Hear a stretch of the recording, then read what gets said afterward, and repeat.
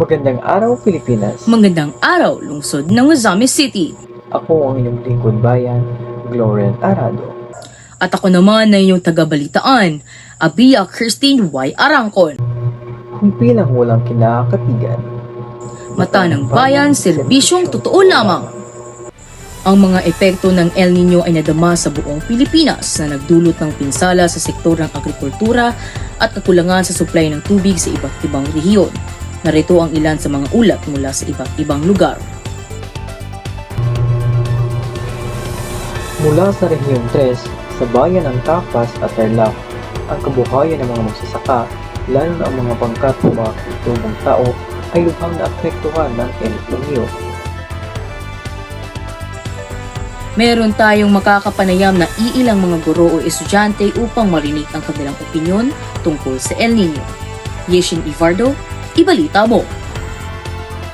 Isang estudyante, paano nakaka-apekto ang matinding sa panahon ngayon sa iyong kaisipan?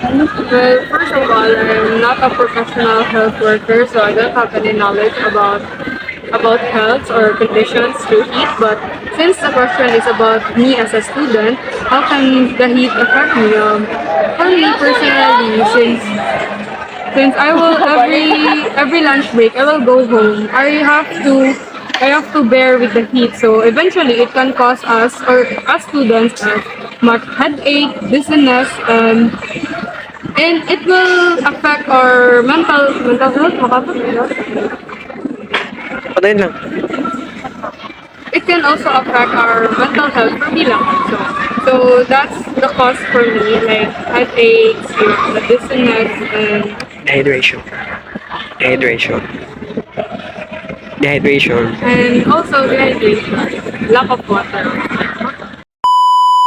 So good afternoon ma'am, ako day si Abia Christine ma'am. So amo akong i-interview about sa El Nino about sa kainit karon. So paano nakakaapekto ang El Nino sa pang-araw-araw na iyong ginagawa? I'll try to answer it in Filipino. No? Bilang isang guro, nakakaapekto ang El Nino sa pang-araw-araw naming ginagawa dahil sa pang-araw-araw naming pagpasok, nakakaapekto ito sa pagtuturo, lalong-lalo na kung ang mga bata ay hindi pumapasok sa paaralan dahil again sa matinding init ng panahon. Nakakaapekto ito dahil maaaring ipaulit-ulit namin ang aming mga lessons for the day because again, others are not here. Also, activities like classroom activities or even kitties will also be affected because again some of the learners are not around, and again we might not be able to accomplish what we plan to accomplish in a day because of the intense heat, no?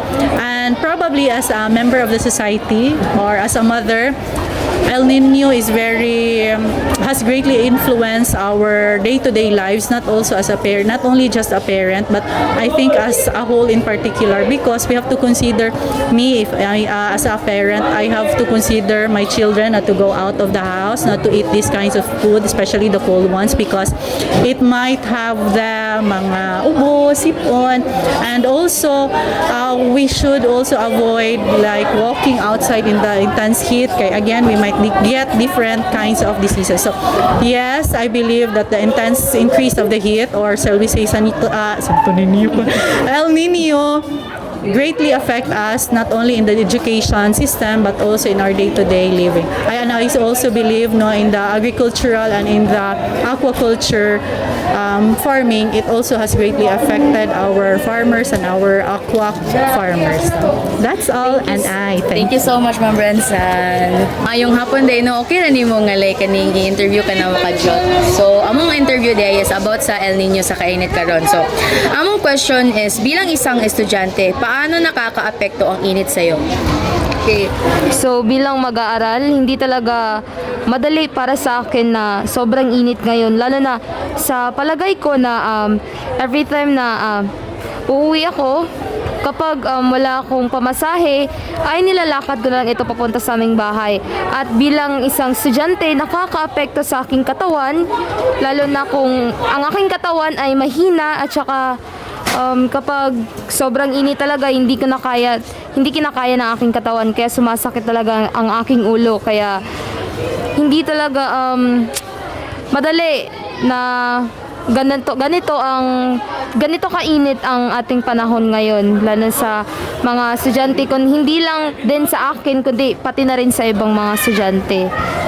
So bilang isang mag-aaral, paano ang iyong gagawin upang ma-overcome mo ito? Sa aking rekomendasyon lang ay uminom lamang kayo ng maraming tubig at saka hindi tayo magpupunta kung saan-saan at magdala tayo ng payong para hindi tayo maka-feel ng sobrang init at saka yun lang. Salamat kaayo. So, yun lang po at sana may natutunan po kayo. So, bye-bye!